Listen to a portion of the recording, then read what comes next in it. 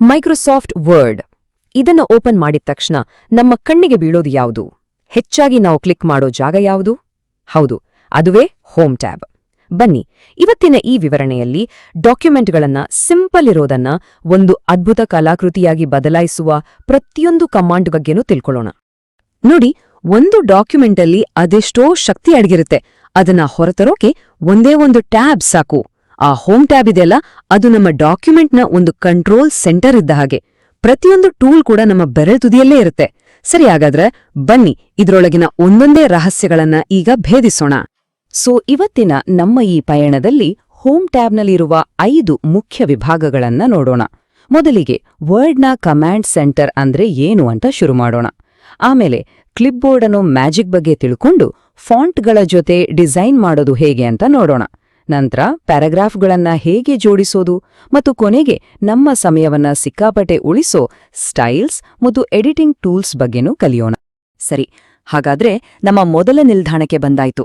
ಯೋಚನೆ ಮಾಡಿ ನೋಡಿ, ಒಂದು ಪತ್ರ ಬರಿಬೇಕಾದ್ರೆ ಅಥವಾ ಒಂದು ರೆಸ್ಯೂಮೆ ಮಾಡಬೇಕಾದ್ರೆ, ಅಷ್ಟೇಕೆ ಒಂದು ಸ್ಕೂಲ್ ಪ್ರಾಜೆಕ್ಟ್ ಮಾಡಬೇಕಾದ್ರೂ ಸರಿ, ನಮಗೆ ಬೇಕಾಗುವ ಸುಮಾರು 80% ಟೂಲ್ಗಳು ಎಲ್ಲಿದೆ ಗೊತ್ತಾ? ಇಲ್ಲೇ, ಈ ಹೋಮ್ ಟ್ಯಾಬ್ನಲ್ಲೇ ಸಿಗಕ್ಕೆ. ಬಹುಶಃ ಅದಕ್ಕೇನೆ ಇದನ್ನ ವರ್ಡ್ನ ಕಮಾಂಡ್ ಸೆಂಟರ್ ಅಂತ ಕರೆಯೋದು. ಮೊದಲಿಗೆ ಕ್ಲಿಪ್ಬೋರ್ಡ್ ಗ್ರೂಪ್ ಬಗ್ಗೆ ನೋಡೋಣ. ಇದನ್ನೊಂದು ಮ್ಯಾಜಿಕ್ ಪಾಕೆಟ್ ಅಂತಾನೆ ಕರಿಬಹುದು. ಯಾಕಂದ್ರೆ ನಾವು ಒಂದು ಕಡೆ ಇರೋ ಟೆಕ್ಸ್ಟ್ ಅಥವಾ ಚಿತ್ರವನ್ನ ಚಕ್ಕಂತ ಎತ್ತಿ ಈ ಪಾಕೆಟ್ನಲ್ಲಿಟ್ಕೋಬಹುದು.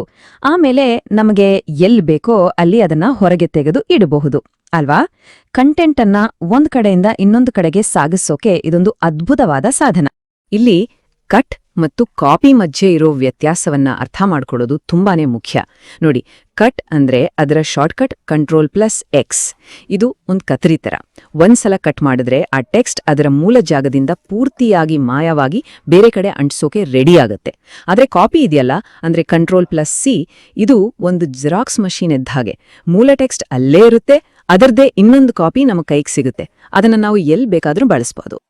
ಸರಿ, ಈಗ ಕಟ್ ಅಥವಾ ಕಾಪಿ ಆಯ್ತು. ಮುಂದೆ ಇಲ್ಲೇ ಬರೋದು ಪೇಸ್ಟ್ ಕಮಾಂಡ್, ಶಾರ್ಟ್ಕಟ್ Ctrl+V. ಇದು ಆ ನಮ್ಮ ಮ್ಯಾಜಿಕ್ ಪಾಕೆಟ್ನಿಂದ ಕಂಟೆಂಟ್ ಅನ್ನ ಹೊರಗೆ ತೆಗೆದು ನಮ್ಮ ಕರ್ಸರ್ ಎಲ್ಲಿರುತ್ತೋ ಅಲ್ಲಿಗೆ ಅಂಟಿಸ್ಬಿಡುತ್ತೆ. ಆದ್ರೆ ಇಲ್ಲೊಂದು ಸಣ್ಣ ಟ್ರಿಕ್ ಇದೆ.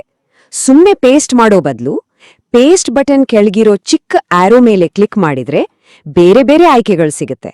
ಅಂದ್ರೆ ಮೂಲ ಸ್ಟೈಲ್ ಹಾಗೆ ಇರ್ಬೇಕಾ ಅಥವಾ ಹೊಸ ಜಾಗದ ಸ್ಟೈಲ್ಗೆ ಅದು ಬದಲಾಗ್ಬೇಕಾ ಅನ್ನೋದನ್ನ ಕೂಡ ನಾವೇ ಡಿಸೈಡ್ ಮಾಡ್ಬೋದು. ಈ ಫಾರ್ಮ್ಯಾಟ್ ಪೇಂಟರ್ ಇದೆಯಲ್ಲ, ಇದು ನಿಜವಾಗ್ಲೂ ಒಂದು ಮ್ಯಾಜಿಕ್ ಪೇಂಟ್ ಬ್ರಷ್. ಯಾಕಂದ್ರೆ ಇದು ಪದಗಳನ್ನ ಕಾಪಿ ಮಾಡಲ್ಲ, ಬದಲಿಗೆ ಅದರ ಲುಕ್ ಅನ್ನ ಮಾತ್ರ ಕಾಪಿ ಮಾಡುತ್ತೆ.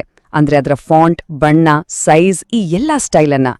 ಇದು ಹೇಗೆ ಕೆಲಸ ಮಾಡುತ್ತೆ ಅಂತ ನೋಡೋಣ ಬನ್ನಿ. ಸ್ಟೆಪ್ 1, ಯಾವ ಸ್ಟೈಲ್ ಇಷ್ಟ ಆಗುತ್ತೋ ಆ ಟೆಕ್ಸ್ಟ್ ಅನ್ನ ಸೆಲೆಕ್ಟ್ ಮಾಡಿ.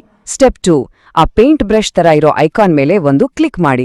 ಸ್ಟೆಪ್ 3, ಈಗ ನೋಡಿ, ನಮ್ಮ ಕರ್ಸರ್ ಒಂದು ಬ್ರಷ್ ಆಗಿ ಬದಲಾಗಿದೆ. ಇದನ್ನ ಯಾವ ಟೆಕ್ಸ್ಟ್ ಮೇಲೆ ಬೇಕೋ ಅದರ ಮೇಲೆ ಪೇಂಟ್ ಮಾಡಿದ ಹಾಗೆ ಡ್ರ್ಯಾಗ್ ಮಾಡಿದ್ರೆ ಸಾಕು, ಆ ಟೆಕ್ಸ್ಟ್ ಕೂಡ ಅದೇ ಸ್ಟೈಲ್ಗೆ ಬದಲಾಗುತ್ತೆ.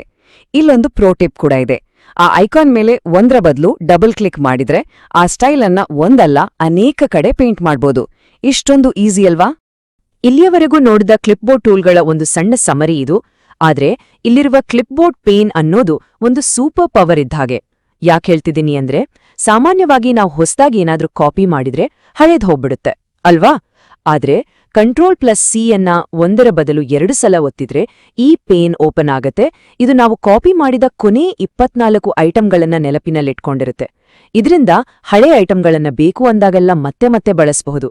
ಎಂತ ಅದ್ಭುತ ಅಲ್ವಾ?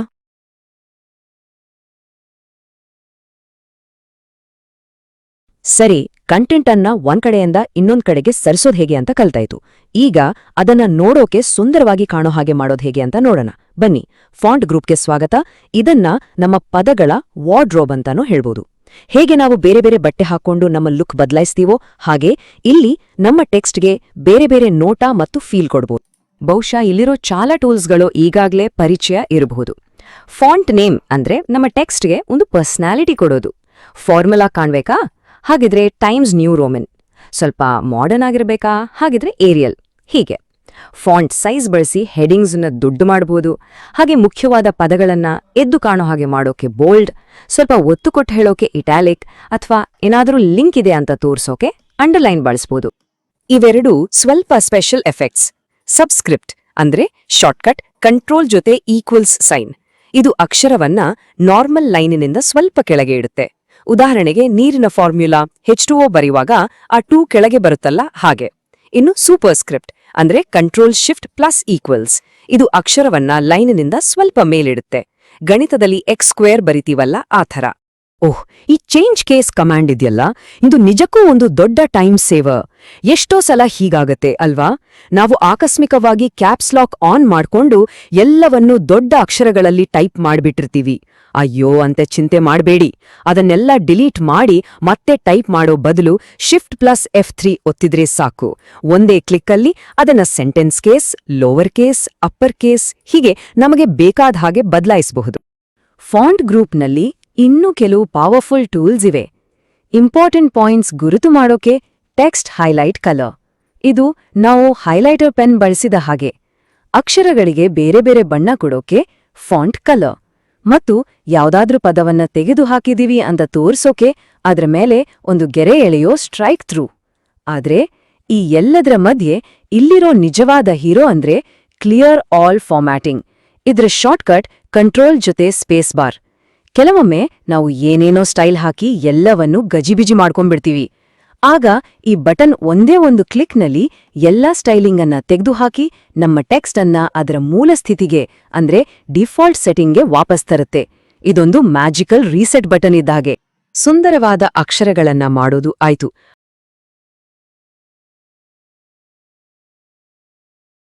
ಆದ್ರೆ ಅದು ಕಥೆಯ ಒಂದು ಭಾಗ ಅಷ್ಟೇ. ಈಗ ಆ ಅಕ್ಷರಗಳನ್ನ ಓದೋಕೆ ಸುಲಭವಾಗುವ ಹಾಗೆ ಜೋಡಿಸೋದು ಹೇಗೆ ಅಂತ ನೋಡೋಣ. ಬನ್ನಿ ಪ್ಯಾರಾಗ್ರಾಫ್ ಗ್ರೂಪ್ಗೆ ಹೋಗೋಣ. ಇಲ್ಲಿರೋ ಟೂಲ್ಗಳು ನಮ್ಮ ಆಲೋಚನೆಗಳಿಗೆ ಒಂದು ಸ್ಪಷ್ಟವಾದ ಕ್ಲೀನ್ ಆದ ಸ್ಟ್ರಕ್ಚರ್ ಕೊಡೋಕೆ ಹೆಲ್ಪ್ ಮಾಡುತ್ತೆ. ನಾವು ಲಿಸ್ಟ್ ಮಾಡಬೇಕಾದ್ರೆ ಇಲ್ಲಿ 3 ತರಹದ ಆಪ್ಷನ್ ಇದೆ. ಮೊದಲನೇದು ಬುಲೆಟ್ಸ್. ಇದನ್ನ ಯಾವುದೇ ಕ್ರಮ ಇಲ್ಲದ ಐಟಮ್ಸ್ಗಳಿಗೆ ಬಳಸ್ತೀವಿ. ಉದಾಹರಣೆಗೆ ಒಂದು ಶಾಪಿಂಗ್ ಲಿಸ್ಟ್. ಎರಡನೇದು ನಂಬರಿಂಗ್. ಇದನ್ನ ಕ್ರಮವಾಗಿರಬೇಕು ಅನ್ನೋ ಐಟಮ್ಸ್ಗಳಿಗೆ ಬಳಸ್ತೀವಿ. ಅಂದ್ರೆ ಒಂದಾದ್ಮೇಲೆ ಒಂದು ಬರಬೇಕು. ಉದಾಹರಣೆಗೆ ಅಡಿಗೆ ಮಾಡೋ ರೆಸಿಪಿಯ ಸ್ಟೆಪ್ಸ್. ಇನ್ನು ಮೂರನೇದು ಮಲ್ಟಿ ಲೆವೆಲ್ ಲಿಸ್ಟ್. ಇದನ್ನ ಮುಖ್ಯ ಪಾಯಿಂಟ್ಸ್, ಅದರ ಕೆಳಗೆ ಸಬ್ ಪಾಯಿಂಟ್ಸ್, ಹೀಗೆ ಒಂದು ಔಟ್ಲೈನ್ ತರಹ ಮಾಡಕ್ ಬಳಸ್ತೀವಿ. ಪ್ಯಾರಾಗ್ರಾಫ್ಗಳನ್ನ ಹೇಗೆ ಜೋಡಿಸ್ತೀವಿ ಅನ್ನೋದು ನಮ್ಮ ಡಾಕ್ಯುಮೆಂಟ್ನ ಪೂರ್ತಿ ಲುಕ್ಕನ್ನೇ ನಿರ್ಧಾರ ಮಾಡುತ್ತೆ.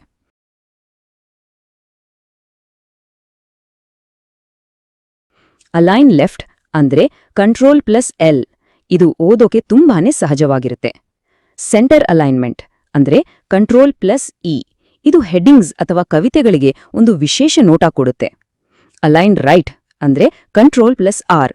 ಇದನ್ನ ಹೆಚ್ಚಾಗಿ ದಿನಾಂಕಗಳನ್ನ ಬರೆಯೋಕೆ ಬಳಸ್ತಾರೆ. ಕೊನೆಯದಾಗಿ ಜಸ್ಟಿಫೈ ಅಂದ್ರೆ ಕಂಟ್ರೋಲ್ ಪ್ಲಸ್ ಜೆ. ಇದು ಪುಸ್ತಕಗಳಲ್ಲಿ, ಮ್ಯಾಗಜಿನ್ಗಳಲ್ಲಿ ನೋಡಿದ ಹಾಗೆ ಎಡ ಮತ್ತು ಬಲ ಎರಡೂ ಬದಿಗಳಲ್ಲಿ ಅಚ್ಚುಕಟ್ಟಾಗಿ ಒಂದು ಬ್ಲಾಕ್ ತರಹದ ನೋಟ ಕೊಡುತ್ತೆ. ತುಂಬಾ ಪ್ರೊಫೆಷನಲ್ ಆಗಿ ಕಾಣಿಸುತ್ತೆ. ಪ್ಯಾರಾಗ್ರಾಫ್ಗಳ ಮೇಲೆ ಇನ್ನೂ ಸ್ವಲ್ಪ ಕಂಟ್ರೋಲ್ ತಗೊಳ್ಳೋಣ. ಲೈನ್ ಸ್ಪೇಸಿಂಗ್ ಬಳಸಿ ಸಾಲುಗಳ ಮಧ್ಯ ಜಾಗ ಕೊಟ್ರೆ ಟೆಕ್ಸ್ಟ್ ಉಸಿರಾಡಿದ ಹಾಗೆ ಫೀಲ್ ಆಗುತ್ತೆ, ಓದೋಕೆ ಸುಲಭ. ಇಂಡೆಂಟ್ ಬಳಸಿ ಒಂದು ಪೂರ್ತಿ ಪ್ಯಾರಾಗ್ರಾಫನ್ನೇ ಸ್ವಲ್ಪ ಒಳಗೆ ತಳ್ಳಬಹುದು. ಯಾರ್ದಾದ್ರೂ ಮಾತನ್ನ ಕೋಟ್ ಮಾಡಬೇಕಾದ್ರೆ ಇದು ತುಂಬಾ ಉಪಯೋಗಕ್ಕೆ ಬರುತ್ತೆ. ಇನ್ನು ಒಂದು ನಿರ್ದಿಷ್ಟ ಪ್ಯಾರಾಗ್ರಾಫ್ ಕಡೆ ಗಮನ ಸೆಳೆಬೇಕಾ? ಹಾಗಿದ್ರೆ ಶೇಡಿಂಗ್ ಬಳಸಿ ಅದರ ಹಿನ್ನೆಲೆಗೆ ಒಂದು ಬಣ್ಣ ಹಾಕಿ, ಅಥವಾ ಬಾರ್ಡರ್ಸ್ ಬಳಸಿ ಅದರ ಸುತ್ತ ಒಂದು ಅಂದವಾದ ಬಾಕ್ಸ್ ಕೂಡ ಹಾಕಬಹುದು. ಇಲ್ಲಿಯವರೆಗೂ ನಾವು ಬೇಸಿಕ್ಸ್ ನೋಡಿದ್ವಿ. ಈಗ ನಾವು ಫೈನಲ್ ಸ್ಟೇಜ್ಗೆ ಬಂದಿದ್ದೀವಿ ಮತ್ತು ಹೋಮ್ ಟ್ಯಾಬ್ನ ಅತ್ಯಂತ ಶಕ್ತಿಶಾಲಿ ಗುಂಪುಗಳಿಗೆ ಬಂದಿದ್ದೀವಿ. ಸ್ಟೈಲ್ಸ್ ಮತ್ತು ಎಡಿಟಿಂಗ್. ಇವು ನಿಜವಾದ ಪವರ್ ಟೂಲ್ಸ್ಗಳು. ನಮ್ಮ ಸಮಯವನ್ನ ಸಿಕ್ಕಾಪಟ್ಟೆ ಉಳಿಸುತ್ತೆ. ಯಾಕಂದ್ರೆ ಇವುಗಳನ್ನ ಬಳಸ್ಕೊಂಡು ಇಡೀ ಡಾಕ್ಯುಮೆಂಟ್ನಲ್ಲಿ ದೊಡ್ಡ ದೊಡ್ಡ ಬದಲಾವಣೆಗಳನ್ನ ಕೆಲವೇ ಸೆಕೆಂಡ್ಗಳಲ್ಲಿ ಮಾಡಿ ಮುಗಿಸ್ಬೋದು. ಹಾಗಾದ್ರೆ ಈ ಸ್ಟೈಲ್ಸ್ ಅಂದ್ರೆ ನಿಜವಾಗ್ಲೂ ಏನೋ? ಇದೊಂದು ರೆಡಿಮೇಡ್ ಫಾರ್ಮ್ಯಾಟಿಂಗ್ ಪ್ಯಾಕೇಜ್ ಅಂತ ಅನ್ಕೋಬಹುದು. ಉದಾಹರಣೆಗೆ ಪ್ರತಿ ಹೆಡ್ಡಿಂಗ್ಗೂ ಮೊದಲು ಫಾಂಟ್ ಬದಲಿಸಿ, ಆಮೇಲೆ ಅದನ್ನ ಬೋಲ್ಡ್ ಮಾಡಿ, ನಂತರ ಅದರ ಸೈಜ್ ದೊಡ್ಡದು ಮಾಡೋಕೆ, ಹೀಗೆ 3 ಸ್ಟೆಪ್ ಮಾಡೋ ಬದಲು ಹೆಡ್ಡಿಂಗ್ 1 ಅನ್ನೋ ಸ್ಟೈಲ್ ಮೇಲೆ ಒಂದೇ ಒಂದು ಕ್ಲಿಕ್ ಮಾಡಿದ್ರೆ ಸಾಕು, ಆ 3 ಕೆಲಸಗಳು ಒಟ್ಟಿಗೆ ಆಗ್ಬಿಡುತ್ತೆ. ಇದರಿಂದ ನಮ್ಮ ಕೆಲಸ ಫಾಸ್ಟ್ ಆಗತ್ತೆ ಮತ್ತು ಇಡೀ ಡಾಕ್ಯುಮೆಂಟ್ನಲ್ಲಿ ಒಂದೇ ತರಹದ ಲುಕ್ ಬರುತ್ತೆ. ನಾವು ಹೆಚ್ಚಾಗಿ ಬಳಸೋದು ನಾರ್ಮಲ್, ಹೆಡಿಂಗ್ 1 ಮತ್ತು ಹೆಡಿಂಗ್ 2 ಅನ್ನೋ ಸ್ಟೈಲ್ಗಳನ್ನ. ಇವು ನಮ್ಮ ಡಾಕ್ಯುಮೆಂಟ್ ಅನ್ನ ಬರೀ ಸುಂದರವಾಗಿಸೋದಷ್ಟೇ ಅಲ್ಲ, ಅದಕ್ಕೊಂದು ಸರಿಯಾದ ಸ್ಟ್ರಕ್ಚರ್ ಕೂಡ ಕೊಡತ್ತೆ. ಮತ್ತು ಇಲ್ಲೊಂದು ಸೀಕ್ರೆಟ್ ಟಿಪ್ ಇದೆ. ನಾವು ನಮ್ಮ ಡಾಕ್ಯುಮೆಂಟ್ನಲ್ಲಿ ಈ ಹೆಡಿಂಗ್ ಸ್ಟೈಲ್ಗಳನ್ನ ಸರಿಯಾಗಿ ಬಳಸಿದ್ರೆ ಕೊನೆಗೆ ವರ್ಡ್ ತಾನಾಗಿಯೇ ಆಟೋಮ್ಯಾಟಿಕ್ ಆಗಿ ನಮಗೊಂದು ವಿಷಯ ಪಟ್ಟಿ ಅಂದ್ರೆ ಟೇಬಲ್ ಆಫ್ ಕಾಂಟೆಂಟ್ಸ್ ಅನ್ನ ರೆಡಿ ಮಾಡಿಕೊಡುತ್ತೆ. ಎಂಥ ಅದ್ಭುತ ಅಲ್ವಾ?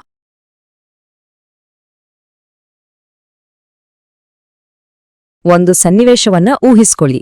ಒಂದು 20-30 ಪೇಜಿನ ದೊಡ್ಡ ಡಾಕ್ಯುಮೆಂಟ್ ಇದೆ. ಅದರಲ್ಲಿ ಎಲ್ಲೆಡೆ ಒಂದು ಹೆಸರನ್ನ ತಪ್ಪಾಗಿ ಬರೆದುಬಿಟ್ಟಿದೀವಿ. ಈಗ ಅದನ್ನ ಒಂದೊಂದೇ ಪುಟ ತಿರುಗಿಸಿ ಹುಡುಕಿ ಸರಿಪಡಿಸ್ಬೇಕು. ಅಪ್ಪಾ, ಎಂಥ ತಲೆನೋವಿನ ಕೆಲ್ಸ ಅಲ್ವಾ? ಇಂಥ ಸಂದರ್ಭಗಳಲ್ಲೇ ಎಡಿಟಿಂಗ್ ಗ್ರೂಪ್ನಲ್ಲಿರೋ ಟೂಲ್ಗಳು ನಮ್ಮನ್ನ ಕಾಪಾಡೋದು. ಆ ದೊಡ್ಡ ಸಮಸ್ಯೆಗೆ ಇಲ್ಲಿದೆ ಸಿಂಪಲ್ ಪರಿಹಾರ. ಮೊದಲು ಫೈಂಡ್ ಅಂದ್ರೆ Ctrl+F ಬಳಸಿ ಆ ತಪ್ಪಾದ ಹೆಸರು ಎಲ್ಲೆಲ್ಲಿದೆ ಅಂತ ಹುಡುಕಿ. ಆಮೇಲೆ ರೀಪ್ಲೇಸ್ ಅಂದ್ರೆ Ctrl+H ಬಳಸಿ ಆ ತಪ್ಪಾದ ಹೆಸರಿನ ಜಾಗದಲ್ಲಿ ಸರಿಯಾದ ಹೆಸರನ್ನ ಟೈಪ್ ಮಾಡಿ. ರೀಪ್ಲೇಸ್ ಆಲ್ ಅಂತ ಒಂದೇ ಒಂದು ಕ್ಲಿಕ್ ಮಾಡಿದ್ರೆ ಇಡೀ ಡಾಕ್ಯುಮೆಂಟಲ್ಲಿರೋ ಎಲ್ಲಾ ತಪ್ಪುಗಳು ಒಂದೇ ಸೆಕೆಂಡಲ್ಲಿ ಸರಿಯಾಗ್ಬಿಡುತ್ತೆ. 20 ಪುಟಗಳ ಕೆಲಸ ಕೇವಲ 2 ಕ್ಲಿಕ್ನಲ್ಲಿ ಮುಗಿತು.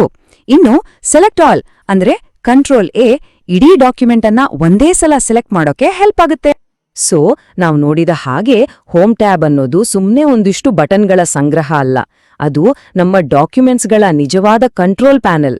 ಕ್ಲಿಪ್ ಬೋರ್ಡ್ನಿಂದ ಶುರು ಮಾಡಿ ಸ್ಟೈಲ್ಸ್ವರೆಗೂ ಇಲ್ಲಿರುವ ಪ್ರತಿಯೊಂದು ಟೂಲನ್ನ ಬಳಸೋದನ್ನ ಕಲ್ತ್ರೆ ನಾವು ನಮ್ಮ ಬರವಣಿಗೆಯನ್ನ ಪ್ರೆಸೆಂಟ್ ಮಾಡೋ ರೀತಿಯೇ ಸಂಪೂರ್ಣವಾಗಿ ಬದಲಾಗೋಗುತ್ತೆ.